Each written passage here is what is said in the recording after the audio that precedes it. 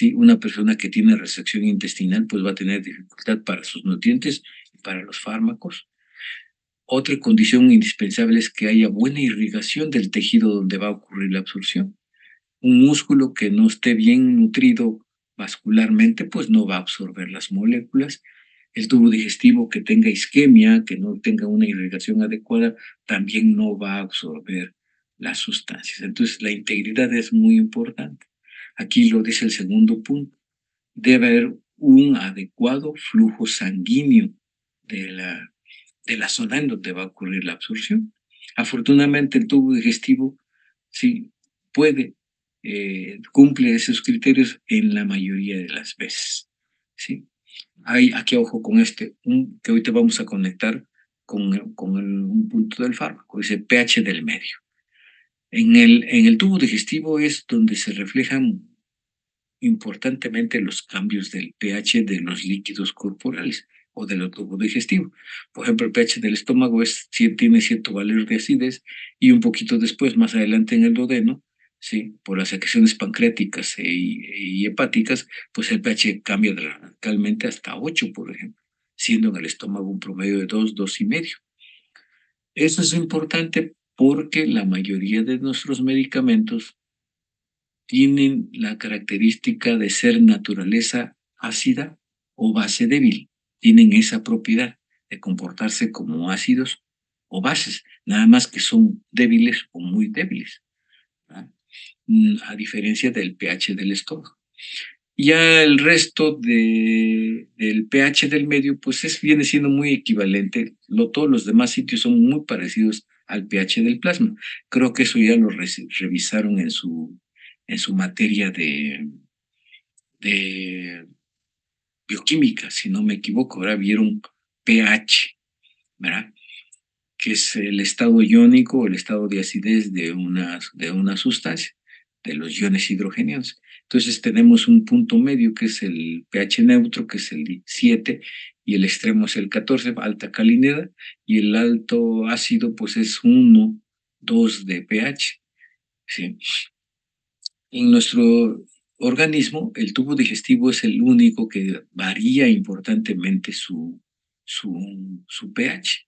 El resto de los tejidos van muy cercanos alrededor de lo que es el pH del plasma, que es 7,35 o 7,45. ¿Sí se acuerdan de eso, verdad? ¿Sí se acuerdan? Bueno.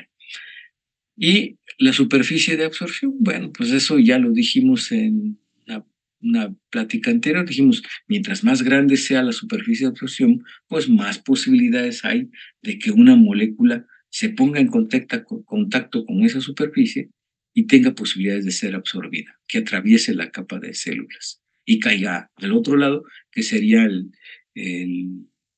el espacio intersticial, y ahí hay vasos, a un ladito hay vasos, ¿sí? Y ahí hay vasos y inmediatamente arrastran la molécula. Y por parte del fármaco, ya vimos ayer que hay necesidad de hacer disolución, excepto pues los medicamentos que son líquidos, ¿no? Que están en los jarabes, por ejemplo.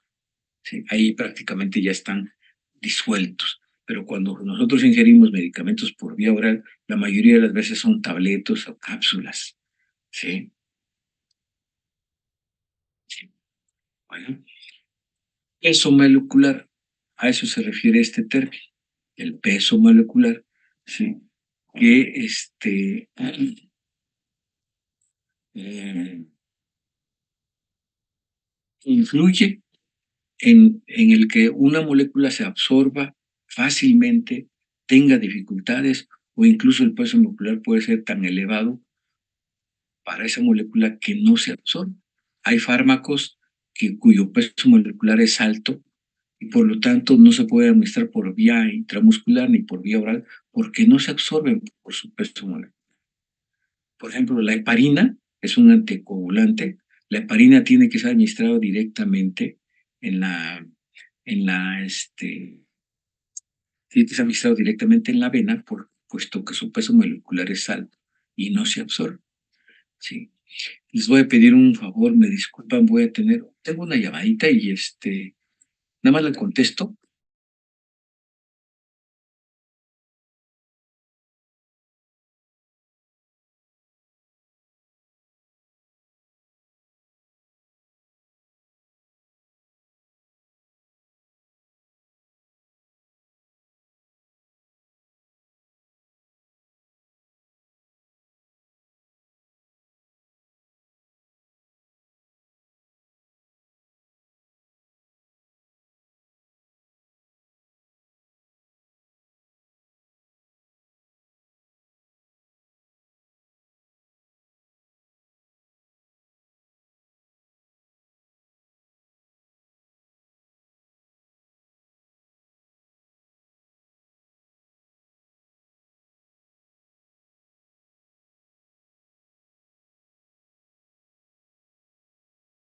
Bueno, estamos en este punto en donde el peso molecular es importante porque a menores dimensiones, o sea, por decirlo así, las dimensiones o el tamaño de las moléculas, mientras menor sean, es más fácil que atraviesen membranas, que atraviesen los epitelios.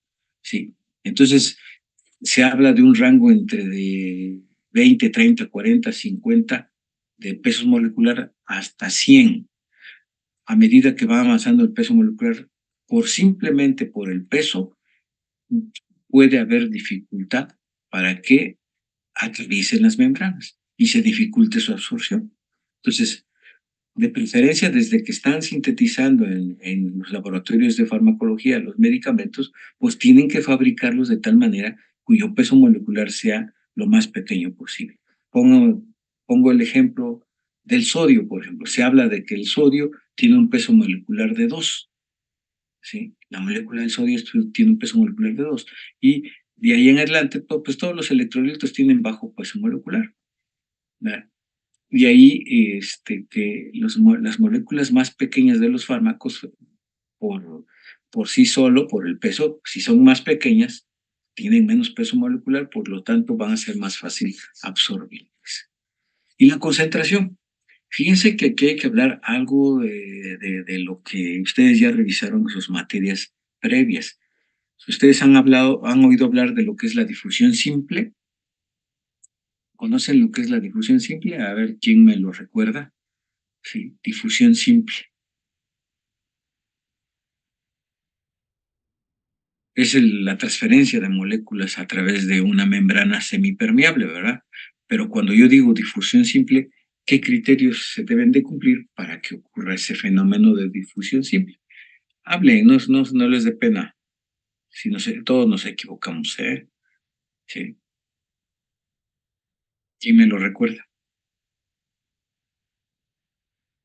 ¿Mm?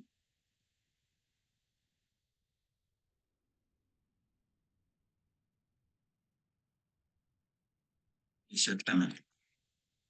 A favor de un exactamente, es perfecto. La difusión simple, ¿sí?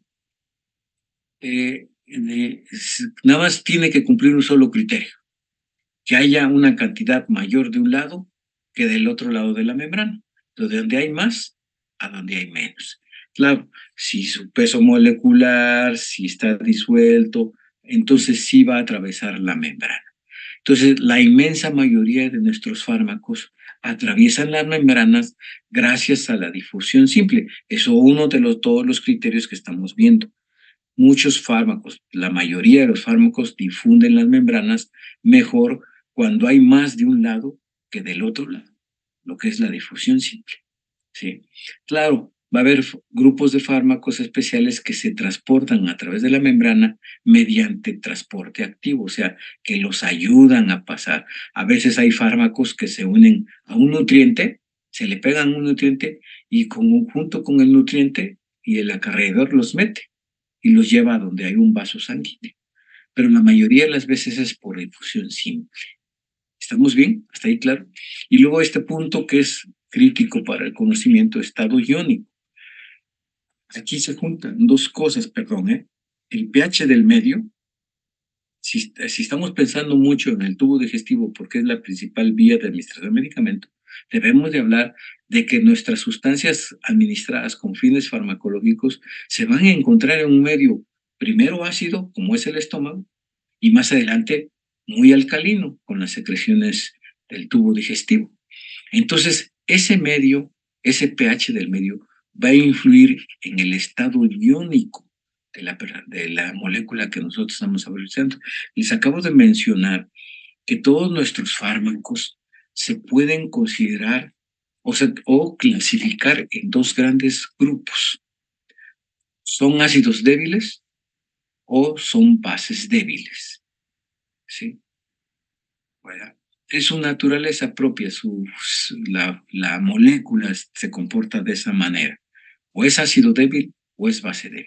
Y por lo tanto, existe el riesgo de que ocurra el fenómeno de ionización. ¿Sí?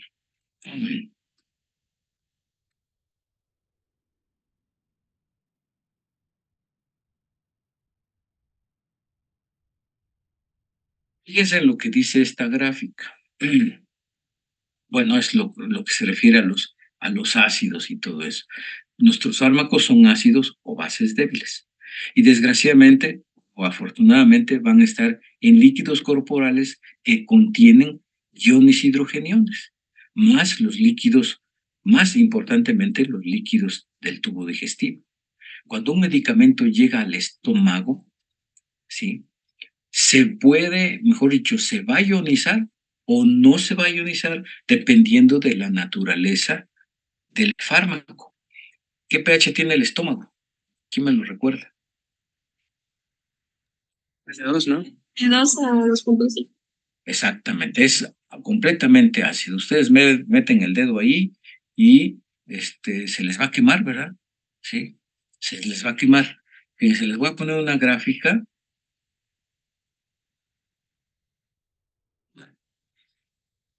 Luego me regreso. Miren esto. Esta es una droga básica, o mejor me regreso, espérame. Acá. ¿Qué es lo que le va a pasar a nuestros fármacos cuando lleguen al estómago? ¿Sí? Fíjense el resultado de que se ionice o no se ionice una molécula. ¿Sí? Ahorita les voy a decir, cuando el medicamento es de naturaleza base débil, y llega a un medio ácido como es el estómago, ingieren una tableta y y ese medicamento es de naturaleza base. ¿Sí? Está clasificado por su composición como una base débil. Cuando esa base débil se pone un medio ácido, lo que hace es que sus moléculas se separan, se distienden, no se rompen las uniones entre las moléculas, simplemente cambian morfológicamente y como que se estiran entre sus componentes. Y eso hace que la molécula del fármaco se vuelva ionizada. Fíjense, vean, acuérdense de esto, una idea mnemotécnica. Medio contrario a la naturaleza del medicamento hace que se ionice la molécula. O sea, estoy hablando del estómago, medio ácido, y estoy administrando un medicamento alcalino, o sea, de naturaleza base. ¿Qué le pasa a ese medicamento? Se ioniza, porque está en un medio contrario a su propia naturaleza. ¿Sí? ¿Sí me estoy explicando? Bueno, no es que se destruya, no es que cambie químicamente, sino simplemente se ioniza. Es un estado físico-químico. Sigue siendo la misma molécula que ingerimos, pero en este caso se ionizó. Y al ionizarse, ¿sí? Adquiere la propiedad de hidrosolubilidad. Quiere decir que es una molécula que puede atravesar, o mejor dicho, vive o convive o puede estar en el agua. ¿Sí? Ahí vamos bien.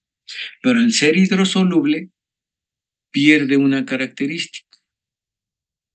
Ustedes saben que las moléculas hidrosolubles, ¿qué le pasa cuando estamos ante una membrana como nuestras membranas, que son, nuestras membranas, ¿qué son? Desde el punto de vista bioquímico, nuestras membranas celulares. ¿Qué son? Lipídicas. ¿Perdón? Lipídicas. Lipídicas con fosfolípidos, pues es una bicapa de fosfolípidos, ¿no? Y de vez en cuando atravesada por proteínas, ¿sí? Entonces completamente lípidos. Y entonces una molécula hidrosoluble tendrá mucha dificultad, o lo que es lo mismo, una molécula ionizada que adquiere la propiedad de hidrosolubilidad, tendrá dificultad para atravesar los lípidos de las membranas. ¿Me explico? Entonces, ese fármaco base que ingerimos, ¿sí? Se ioniza en el estómago, se vuelve hidrosoluble y por lo tanto en el estómago no va a poder ser absorbido. ¿Me explico? ¿Sí? A eso voy, porque estamos hablando de absorción. Ahora bien, ahora vamos al caso contrario. Ustedes tienen dolor de cabeza y toman, su mamá les da una pastilla para el dolor de cabeza, un analgésico, ¿sí? Y todos los analgésicos son de naturaleza ácida base, ácida débil, perdón, ácida débil, ¿sí? Cuando yo tome un analgésico, ustedes tomen un analgésico, ¿qué va a pasar cuando ese ácido débil caiga al ácido fuerte del estómago? Viendo la imagen que está ahí arriba, que está allí sí. Ya vimos que naturaleza contraria se ioniza, fármaco con la misma naturaleza, que es ácido, poniéndolo en un medio ácido, ¿qué le pasa al fármaco? No se ioniza. La inmensa mayoría de moléculas no se ionizan. Podemos decir, hablar incluso que hay fármacos que, estando en el estómago, siendo ácidos débiles, sí, están sus moléculas no ionizadas casi al 100%, 99.9%. Pero fíjense qué propiedad adquiere el fármaco no ionizado. Vean ahí el esquema. Si lo están viendo, ¿verdad? Sí. ¿Qué dice ahí? Es un fármaco que adquirió la propiedad de ¿qué? Liposoluble. Y entonces, cuando es una sustancia que tiene la propiedad físico-química de liposolubilidad, fácilmente va a atravesar la barrera o la membrana celular. Entonces, los fármacos ácidos débiles que se administren por vía oral, ¿en dónde se absorben? ¿En dónde piensan que se va a absorber? En el estómago. Claro, en el estómago, en el estómago. Prácticamente la mayor proporción del medicamento se va a absorber en el estómago, si es ácido débil, porque está en un medio ácido y al ser ácido débil y estar en un medio ácido fuerte, adquiere la propiedad de no ionizarse y consecuentemente se vuelve liposoluble. Y al ser liposoluble, atraviesa fácilmente las membranas. ¿Sí? El fármaco base débil se ionizó y por lo tanto no se absorbe en el estómago. Tendrá que esperar un medio adecuado para perder esa propiedad que adquirió de ionizarse. Entonces, cuando esté en el duodeno tiene un pH de 8. Entonces, cuando esté en el duodeno, pasa de estar ionizado prácticamente el 100% de sus moléculas, se revierte este proceso físico de la molécula y se convierte en una molécula no ionizada.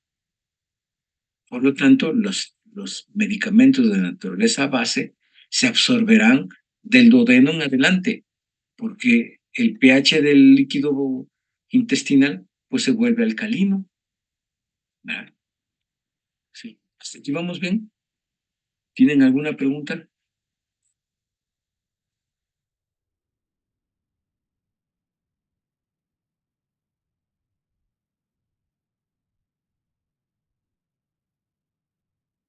Vamos a entrar a un tercer término, que es pK. En su libro lo van a encontrar. pK, P minúscula. Ustedes ya saben cómo se escribe el pH, ¿no? P minúscula, H mayúscula, ¿sí? Y vamos a adoptar un término medio. ¿Para qué nos va a servir lo que conocemos como pK? pK es un pH, es un valor de pH. Pero miren, aquí tengo un aquí tengo los fármacos básicos, ¿sí? Cuando tengo un pH de 2, como es en el estómago, fíjense cómo está prácticamente todo ionizado. Esta es la I. Pero si le cambio un pH de 6, ya va a estar en menos proporción ionizado. Vean lo que está en verde. Cuando encuentro un pH en donde la mitad está ionizado y la mitad está no ionizado, ¿sí? Que en este caso sería de 8 para este fármaco, por decirlo así, ¿sí? Entonces voy a decir que ese pH es igual al pK. pK no es más que el pH en donde la mitad del medicamento se encuentra ionizado y la mitad del medicamento está no ionizado. ¿Eh? Y si llego modificando laboratorialmente el pH, vean cómo con un pH de 9, prácticamente el medicamento está no ionizado y una fracción más pequeña estará ionizada. ¿Sí? Entonces, pK no es más que el pH de un líquido en donde se ionizan el 50% de las moléculas. ¿Nos sirve? Sí nos sirve, porque hay una fórmula, la fórmula de Henderson-Hasselbalch, que conociendo el pH del medio y conociendo el pK del fármaco, puede aplicar la fórmula y saber en qué proporción está ionizado o en qué proporción está no ionizada esa molécula. ¿Eh? Importancia de esto, bueno, una molécula ionizada no se absorbe. Una molécula no ionizada sí se absorbe. Les voy a poner este ejemplo. Miren, este es un ejemplo de una fotografía muy vieja, pero me sirve mucho. Fíjense, este es el jugo gástrico, aquí está el jugo gástrico, ¿sí? Y aquí está la sangre. Esta es la barrera lipídica, esta es la mucosa gástrica, ¿sí? Y ustedes toman, aquí dice, un ácido débil, una aspirina, ¿sí? Una aspirina que es el ácido salicílico, ¿sí? Como analgésico. Y vean, aquí en este ejemplo, el jugo gástrico tiene un pH de 1.4. ¿Sí? El plasma tiene 7.4. ¿Sí? Y vean cómo cuando la molécula del ácido débil se pone, o sea, cae al líquido gástrico, la reacción se va, como ven ustedes la flecha acá, ¿sí? La reacción se va a un estado de no ionización. Cuando ustedes vean estos símbolos de A más H, quiere decir que está disociada la molécula. Y cuando están juntos, quiere decir que están no ionizados. La flecha implica, la flecha más gruesa que esta, perdón, ¿sí? Implica el sentido de la reacción. ¿Sí?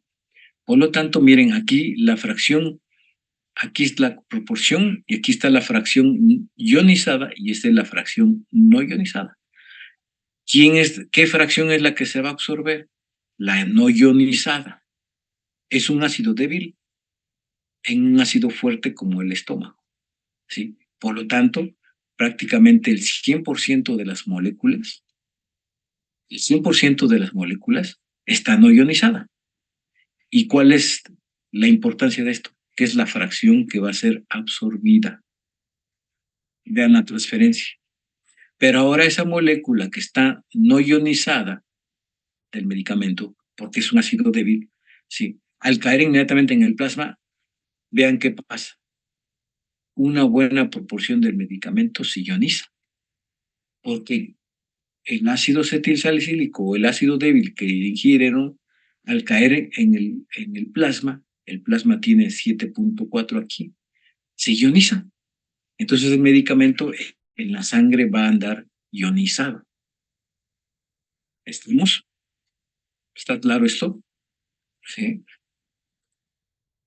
Esa es la importancia de saber, por ejemplo. Aquí les voy a poner un ejemplo. Miren, este es un ejemplo muy burdo. ¿Sí? Aquí está un ácido débil en un pH de 7. ¿Sí? Fármaco no ionizado, son 10 moléculas, nada más de 100. Aquí están 110 moles o lo que ustedes quieran en cantidades. Y 100 están ionizadas porque es un ácido débil de un pH de 7. Por lo tanto, las únicas que van a transferenciarse van a ser las moléculas no ionizadas. ¿Sí? Acuérdense de esto. Las moléculas no ionizadas son liposolubles y son las que van a poder atravesar las membranas. ¿Sí? Y aquí cae el fármaco ácido débil a un pH de 5. Aquí es al revés, como cuando vimos lo del estómago. ¿Sí? Oiga, el fármaco no ionizado pasa hacia un pH y por lo tanto el fármaco ionizado. Y otro ejemplo. Este es un libro muy viejo, nunca lo he vuelto a ver, es un libro que estaba dedicado a los odontólogos, pero esta tabla es muy importante. Miren, efecto del pH en la ionización de ácidos y bases débiles. Aquí tenemos dos ácidos, el ácido salicílico y el fenobarbital. Vean, cuando encontramos 50 y 50 de ionización y no ionización, nos trasladamos aquí y encontramos un valor de pH. Ese pH que dijimos que iba a ser, ¿cómo se le va a denominar?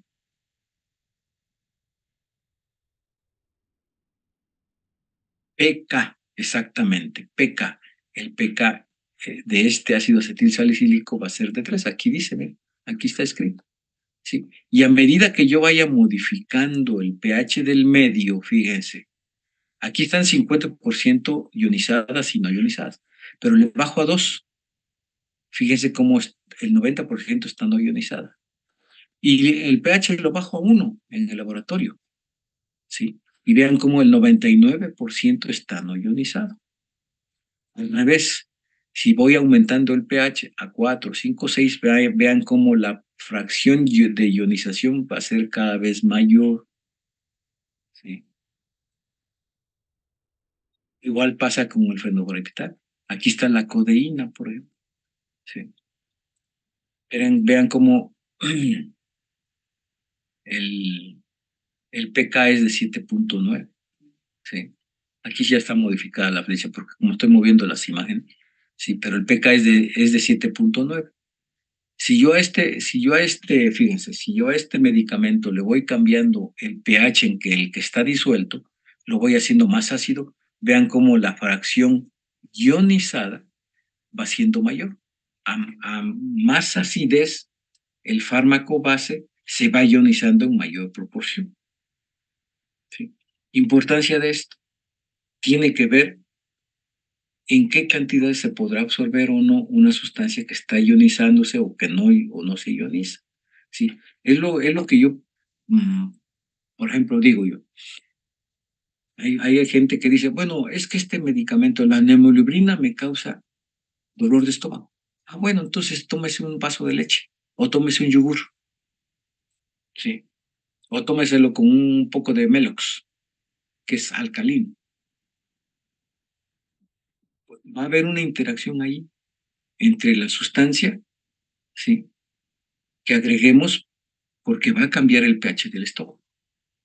Si yo alcalinizo mi líquido gástrico, lo que voy a hacer es que el medicamento se va a ionizar y entonces vamos a tener menor cantidad absorbible. ¿Sí?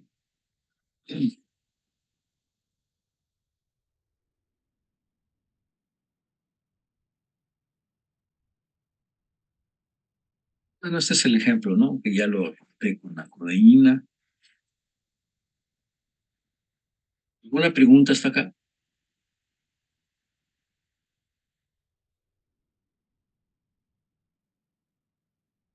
Esto se ve, perdón, sí, sí. Esto se ve exclusivamente en el tubo digestivo, cuando veamos vía oral en la administración de sustancias. ¿Sí? De ahí que tengamos que haya medicamentos que digan, este medicamento se absorbe en el 50% nada más. ¿Sí? ¿Por qué? Bueno, en parte porque una buena cantidad de esa sustancia está ionizada y no se va a absorber. ¿Me explico? Otra porque a lo mejor se destruyó por el jugo gástrico, por las enzimas pancreáticas, por las enzimas bacterianas y todo esto, ¿verdad? Entonces, hay medicamentos que dicen, en la misma industria farmacéutica nos dice, este medicamento se absorbe en promedio un 40% de la dosis administrada, ¿sí?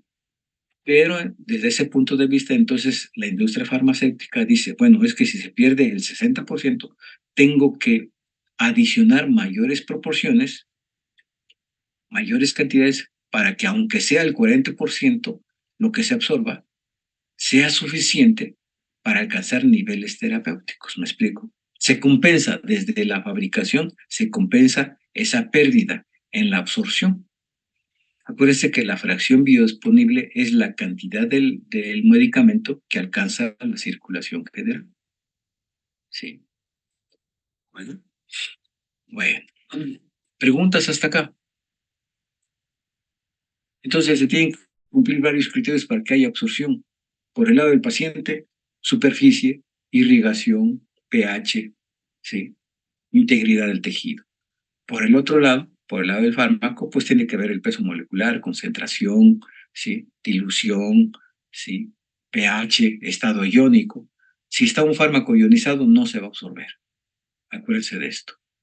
Y nosotros mismos podemos alterar la absorción de sustancias. Así podríamos explicarnos en parte por qué no encontramos el efecto farmacológico buscado, deseado. ¿Sí? Hay que considerar muchas cosas que a veces ni nosotros lo sabemos, porque a lo mejor el paciente ingiere alimentos junto con el medicamento y eso evita que se absorban las sustancias. Hay medicamentos que no se pueden administrar con alimentos. Hay medicamentos que se pueden administrar con alimentos y se absorbe bien.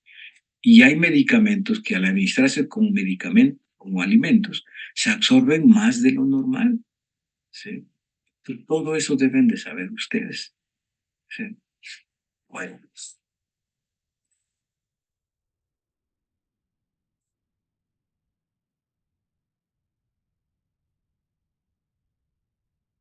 Ahora vamos, alguna pregunta hasta acá, si no consideramos ya visto lo que es la absorción. ¿Sí? Recuerden esto, el proceso de absorción, que aunque aparentemente es un proceso pasivo, que dijéramos, nada más tiene que haber un gradiente de concentración, porque va a ser difusión simple, no es fácil la absorción. Entran muchos factores que se deben de considerar para que sea una adecuada absorción. ¿Sí? Bueno, les quiero mostrar unas imágenes antes de, ya llevamos, creo que apenas llevamos 45 minutos. Si están cansados me dicen y descansamos. Miren, vamos a entrar al siguiente tema, que es la distribución. ¿Sí? Quiere decir, es la cantidad del fármaco que ya alcanzó la circulación general, después de un proceso de absorción. ¿Sí? Generalmente tiene que ocurrir absorción, excepto cuando estamos poniendo IV. En todo lo demás va a haber absorción, vía respiratoria, intramuscular, subcutánea, vía oral, ¿sí? Rectal, todas las demás vías tiene que ocurrir absorción para que alcancemos la circulación general. ¿Sí? Pero aquí entran en juego muchas situaciones en la distribución de los medicamentos. Ahora, piensen, al rato piensan en los procesos que intervinieron para que una molécula se absorba, una molécula farmacológica. Y ya en algún momento la tenemos en la sangre. ¿Sí? Ahora tenemos que ver qué pasa con la sustancia cuando entra a la sangre, cuando está entrando, porque no entra de golpe todo, sino que va pasando gradualmente de donde hay más a donde hay menos. Siempre va a ser así porque como la sangre está en constante movimiento, va a ir arrastrando las moléculas que están pasando, que están siendo absorbidas en ese punto de absorción, y entonces siempre va a haber menos en la sangre y más en el sitio del otro lado de la membrana, ¿verdad? Bueno, y aquí hay que considerar algunos aspectos nada más, ¿sí? Ahora ya tenemos las moléculas en la sangre y la mayor parte de las moléculas ya pasaron hacia la sangre, generalmente sangre venosa, podemos decir que es sangre venosa, ¿sí? Y ahora sí, empieza el proceso o la etapa de distribución. No es lo mismo la distribución, no es lo mismo la distribución, eh, o sea, la dispersión del medicamento en el cuerpo en un niño como en la otra, en el extremo opuesto de la edad, la mujer vieja. ¿Por qué? Porque aquí tiene que ver mucho nuestros líquidos corporales. Eso lo vieron ustedes en, en, en fisiología, la anatomía y fisiología de nuestros líquidos corporales. No es lo mismo la cantidad proporcionalmente hablando de un feto, de un prematuro, de un recién nacido, a una viejita, ¿sí? Mujer viejita, y ahora agréguele un factor más a una mujer anciana, a una mujer de la tercera edad, que además está obesa, porque ganancia de peso a través de grasa implica menor volumen acuoso, tenemos menos agua. Una persona gordita tiene menos agua, ¿sí? Que una persona que está dentro del propio peso. ¿Sí? Entonces vean las proporciones, miren, el recién nacido, prácticamente el 75% de su peso es agua, y lo demás son membranas. El feto es pura agua, ¿sí? Entonces, cuando ustedes vayan ya a los hospitales y esto, vean a un prematuro y vean cómo las enfermeras y los pediatras los acercan a la luz y van casi son transparentes, se traslucen, porque prácticamente es agua, ¿verdad? Y poco a poco vamos a ir perdiendo esa proporción. Por ejemplo, en el hombre adulto, el 60% en promedio es agua, ¿sí? Por cada kilo de peso, estamos hablando de peso magro, ¿eh? No hay que considerar, no hay que considerar las, el 60% de cada kilo de peso es agua, ¿sí? Los demás son membranas y organelos, ¿sí? Y a medida que vamos avanzando en la edad, pues vamos perdiendo agua, ¿sí? Quizás vayamos ganando grasa, ¿sí?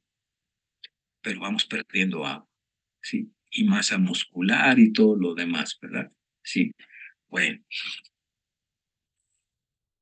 ahora bien, vean por órganos en los cuerpos. Vean cómo el cerebro prácticamente es una gelatina casi aguosa, ¿sí?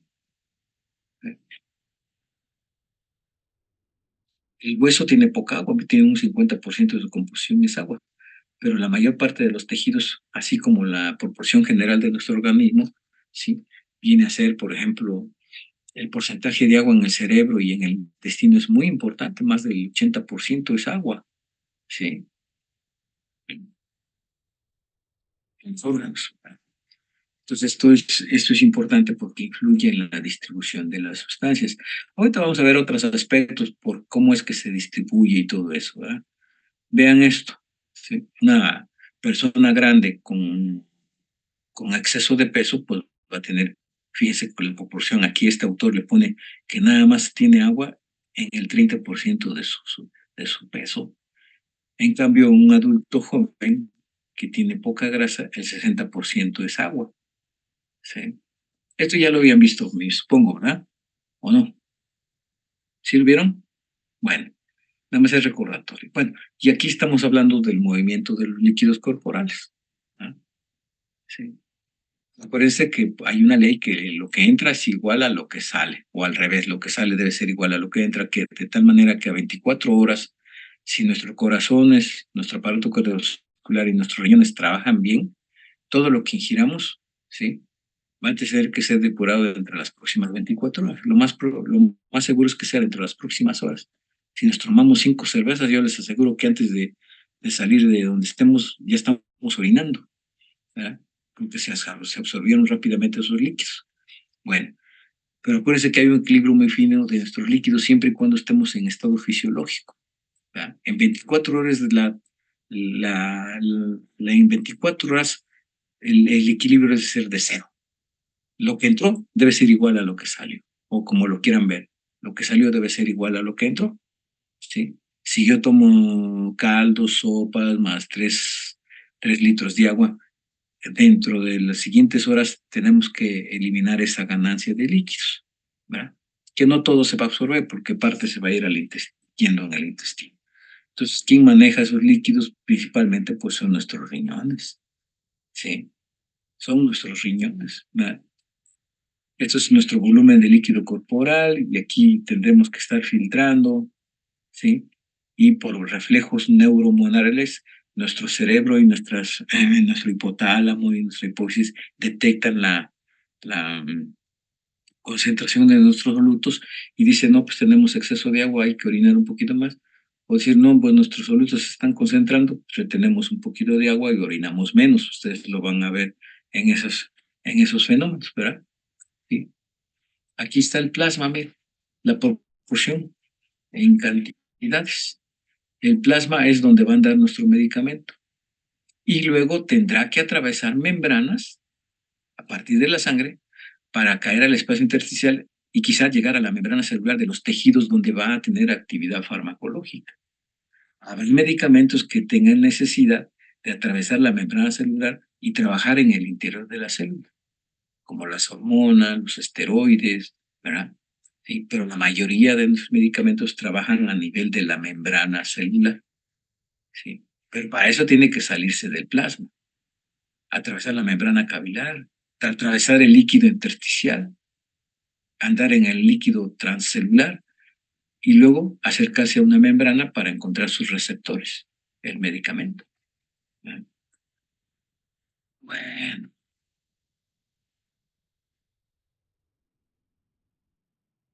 esa es la anatomía de los líquidos.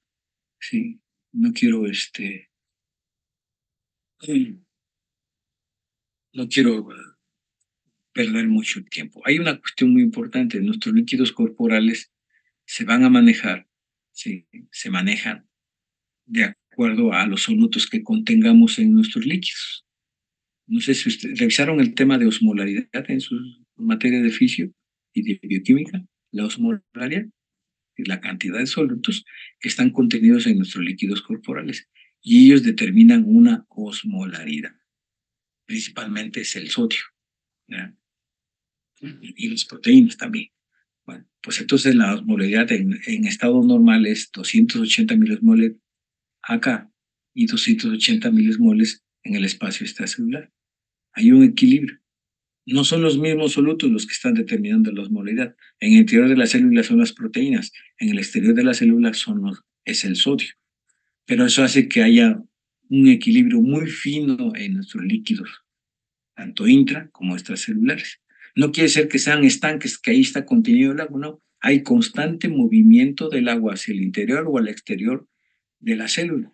Todo el tiempo hay movimiento, ¿sí? Pero siempre va a haber ese equilibrio que dijimos. La misma cantidad debe estar por dentro que por fuera, ¿sí? Esto tiene que ver porque en algún momento dado, si tenemos un enfermo que tiene trastornados sus líquidos corporales, también se va a ver trastornada, ¿sí?, la distribución de nuestros medicamentos. Nada más pónganse, ¿han oído hablar ustedes de un paciente con ascitis? Ascitis es el acúmulo de líquido intraperitoneal, ¿verdad? Sí. Bueno, pues a donde hay agua va a haber moléculas. Y a donde haya agua, por decirlo así, de manera normal, pues ahí se va a ir nuestro medicamento, ¿sí? Pues el médico que ve estos pacientes tiene que considerar que parte de su medicamento posiblemente se esté fugando al líquido peritoneal, ¿sí? Y que además si le hacen diálisis peritoneal, pues se va a perder medicamento por allá, ¿verdad? Bueno, vean cómo mejor dicho, el movimiento del agua va a depender de la concentración de nuestros solutos. ¿verdad? Sí. Por ejemplo, si yo tengo déficit de agua isotónica, sí, voy a perder parte de mi líquido extracelular, pero se va a mantener la osmolaridad, tanto intra como extracelular. El sacrificio es del espacio extracelular. Y si yo tengo una situación de hiponatremia, que es el soluto principal para la osmolaridad extracelular, si diluye el sodio o si no tengo ingesta adecuada o si tengo pérdida de sodio, baja la osmolaridad extracelular y vean cómo el espacio intracelular gana agua y vean la célula cómo se hincha. ¿Sí? Porque los solutos intracelulares son los mismos, son las proteínas, son lo que está haciendo estructura dentro de la célula. Entonces, ellos siguen ganando, ellos pueden atraer, con esta diferencia de osmolaridad, atraen agua y se hincha la célula. O puede ocurrir un fenómeno contrario, en donde la osmolaridad aumente mucho por fuera de la célula, ¿sí? Y, por lo tanto, ¿sí? Se pierda. Bueno, perdón, pero si yo tengo un líquido osmolar equivalente a 280, ese líquido se va a quedar en el espacio extracelular, agrandando el espacio extracelular. Eso lo vemos cuando una persona acumula líquidos y tiene edema. Y ustedes le aplican la piel, le aprietan la piel y vean cómo tiene edema. ¿Sí? ¿Sí? Ahora bien, si yo tengo un paciente con hiperosmolaridad de 300, a diferencia del 280 que está aquí, el agua se le va a salir a la célula y va a ser una célula deshidratada. ¿Sí? Aquí es hiponatremia, aquí es hipernatremia. ¿Sí? Y nuestros medicamentos se van a movilizar de acuerdo a que se movilice el agua, ¿no? Bueno, este es el ejemplo, mira. ¿Sí? Exceso de solutos o de osmolaridad por fuera de la célula hace que la célula pierda agua, le chupa, le jala el agua. En cambio, un líquido que esté diluido, cuya osmolaridad sea más baja, cuya concentración de solución sea más baja, le va a hacer que la célula gane agua y es una célula hinchada. ¿Sí? Ya están cansados, ahí le paramos, como ustedes vean. Nada más para que vean. Esa es una mala distribución de nuestros líquidos corporales. Ya a esos sitios van a llegar nuestros medicamentos. La mala distribución de los líquidos corporales va a hacer que también nuestros fármacos se distribuyan de manera anormal. Influirá, sí influirá en la concentración plasmática. ¿Sí? Por ejemplo, esta persona tiene un edema intenso, vean el signo de Godet.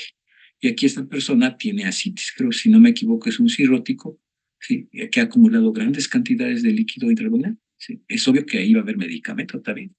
¿Sí? ¿Alguna pregunta hasta acá? Si ya están cansados, le paramos.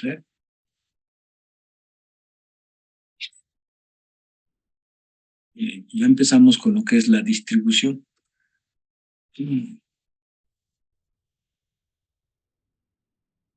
Ya es lo último que vamos a ver para que descanse. Ese cuadro grande es la circulación general. ¿Sí? Fíjense. A partir de los sitios de absorción intramuscular, subcutáneo, bioral, respiratorio, ¿sí? Nasal, intraoral, intraóseo, sublingual, tiene que ocurrir el fenómeno de absorción. ¿Sí? Esta es esta etapa, ¿sí? La absorción. Y ahora sigan la flecha. Una vez de que ocurrió la absorción, el fármaco llega a la circulación general, que es todo este cuadro. ¿Sí?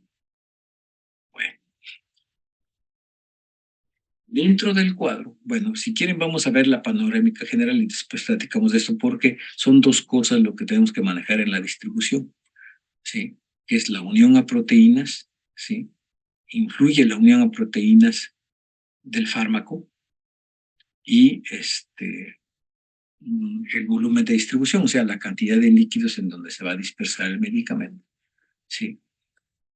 Fíjense cómo el fármaco que cae en la sangre inmediatamente se constituye como, aquí le podemos poner el nombre de fracción biodisponible. Voy a empezar a pintar, a ver si puedo pintar.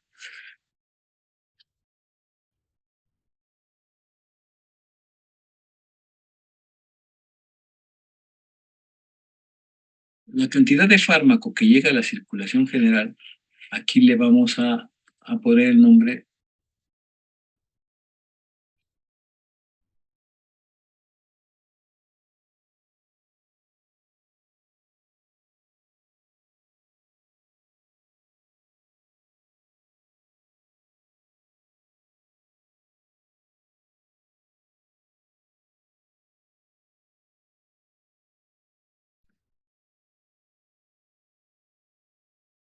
Vamos a poner, miren, en esta línea le vamos a poner el nombre de fracción biodisponible. Es aquella cantidad del fármaco que alcanzó la circulación general después de un proceso de absorción.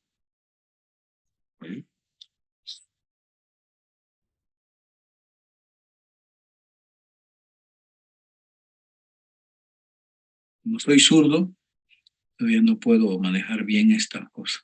¿Sí? Aquí le voy a poner yo el nombre de fracción biodisponible. Una F mayúscula, una D minúscula. ¿Sí? Bueno, sí.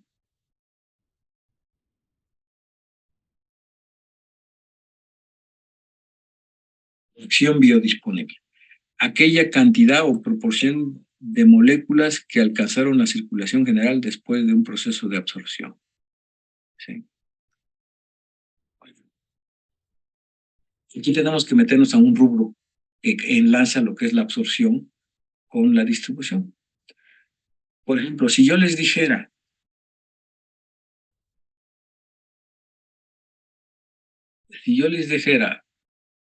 que la fracción disponible es del 20%,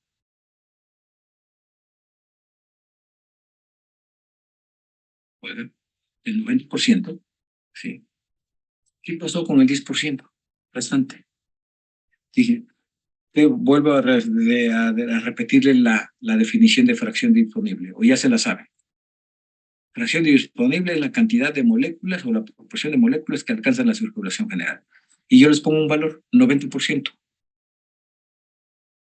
Pero cuando administramos una dosis, es el 100%, ¿no es cierto? Ustedes se tomaron la tableta completa.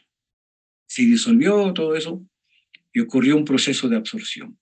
Pero cuando ya están cuantificando el medicamento en la sangre, ¿sí?, que se conoce como fracción biodisponible, el laboratorio dice fracción biodisponible del 90%. Quiere decir que de 100 moléculas administradas al tubo digestivo, 90 lograron alcanzar la circulación general. ¿Hasta aquí vamos bien? ¿Sí está claro? Sí. Por eso es que fracción biodisponible se refiere a esa definición, cantidad del fármaco que alcanzó la circulación general. Pero ya nomás le estoy poniendo aquí un valor de 80%, perdón, de 90%. Pero ¿y qué tal si fuera de 80%? ¿Sí? ¿Qué pasó con el 20%? ¿Qué pasó con 10 moléculas de la primera dosis? ¿Qué pasó con 20 moléculas del segundo fármaco? ¿Quién me puede contestar? Se metabolizó Puede ser. ¿En dónde? Muy bien contestado. Pero ahora dime dónde. en el hígado. En el hígado. En el hígado. ¿Por qué? Es cuestión de anatomía nada más. Bueno, porque suponiendo que pues se absorba en el intestino, pues tiene que ir primero por la circulación portal y va primero hacia el hígado. Entonces, fíjate que la circulación portal es esta. no es la que va directo. Por ejemplo, si a ustedes les inyectaron algo intramuscular, posiblemente sigan esta línea, ¿sí? Intramuscular. Pero todo lo que se da por vía oral tiene esa situación particular. Después del proceso de directamente a la sangre general, a la circulación, cayó al sistema portal, como dices bien, Axel, y obligadamente todo lo que pasó al sistema portal, que sería esto, cae a dónde, como dijiste,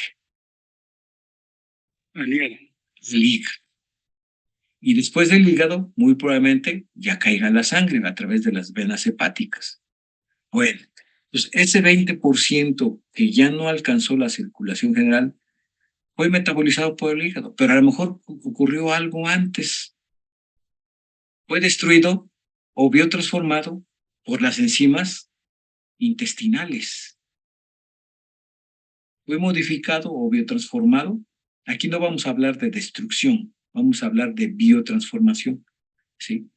Primero, por las enzimas intestinales. Segundo, por las enzimas bacterianas, ¿sí? Tercero, por las enzimas hepáticas. Y por último, el hígado le da su golpe, por decirlo así.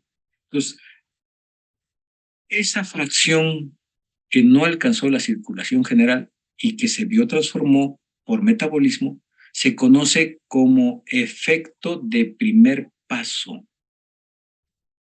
¿Sí? Efecto de primer paso.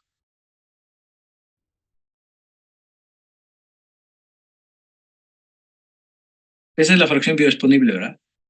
¿Sí?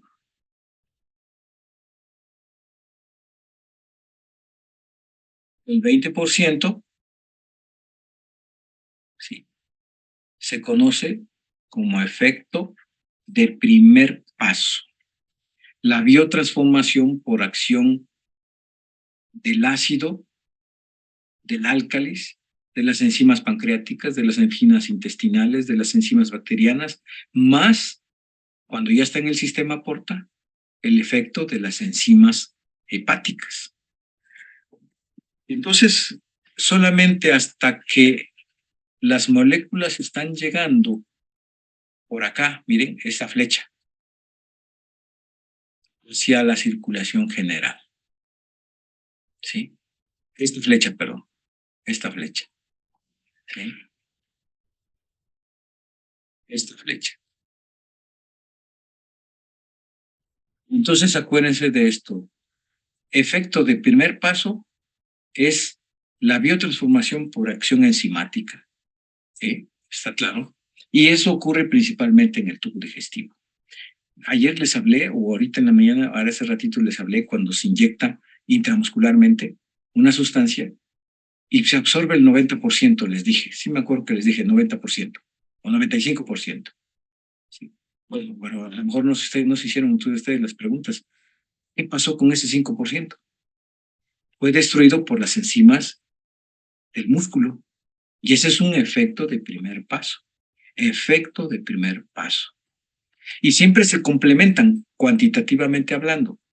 Si yo digo que un fármaco tiene fracción biodisponible del 60%, el efecto de primer paso es del 40%. Si hay un fármaco cuya fracción biodisponible es del 75%, el efecto de primer paso debe de ser de el 25%. ¿Está claro? Estas dos cantidades, estos dos rubros, fracción biodisponible y efecto primer paso, son complementarios para dar un 100%. ¿Y en dónde se ve más el efecto de primer paso? En el tubo digestivo. Hay fármacos cuyo efecto de primer paso son del 95-99%, o sea, se destruye prácticamente todo el medicamento en la luz intestinal, de tal manera que no nos sirve para la vía oral. Por eso hay fármacos. Esa podría ser una justificación de por qué hay fármacos que no se pueden administrar por vía oral. ¿Por qué? Porque se destruye. ¿Sí? La nitroglicerina se absorbe muy bien sublingualmente, Pero si yo me lo trago y ese medicamento llega al tubo digestivo, ¡pum!, no se logra absorber porque se destruye. ¿Me explico? Prácticamente al 100%. No ser que tuviera ahí una cápsula especial que la proteja del jugo gástrico y del tubo digestivo, y luego ya en un punto exacto se libera, y antes de que las enzimas la destruyan, se logra absorber. Pero no, hay sustancias, hay moléculas que no logran ser absorbidas porque les dan rápidamente mate las enzimas. Acuérdense de esto, hay enzimas bacterianas que también causan efecto de primer paso, de nuestra flora intestinal, ¿sí? Pues son enzimas pancreáticas, enzimas intestinales, enzimas bacterianas y al final enzimas hepáticas. Entonces, lo que logra alcanzar aquí a este nivel, aquí ya podemos decir que ya alcanzó la circulación general. Lo que alcanza la circulación general es fracción biodisponible. Lo que no alcanzó se conoce como efecto de primer paso. ¿Vale? Y es una fracción. Bueno, si quieren, tómenle una foto a esto para que lo revisen, lo analicen y todo esto. No sé si haya más flechas. Ya vamos a terminar. De hecho, ya estamos terminando.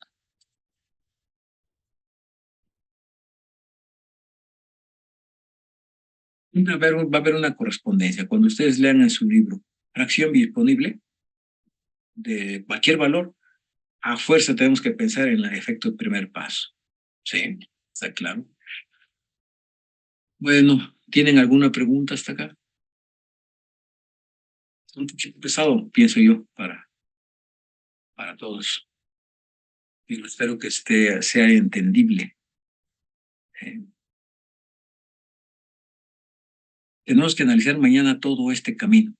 Todas las flechas tenemos. Por eso me gustaría es que le tomaran una foto y al ratito, cuando estén ahí descansando, donde estén en el baño, donde estén donde quiera tranquilamente, vean, sigan las flechas. ¿Qué es esto?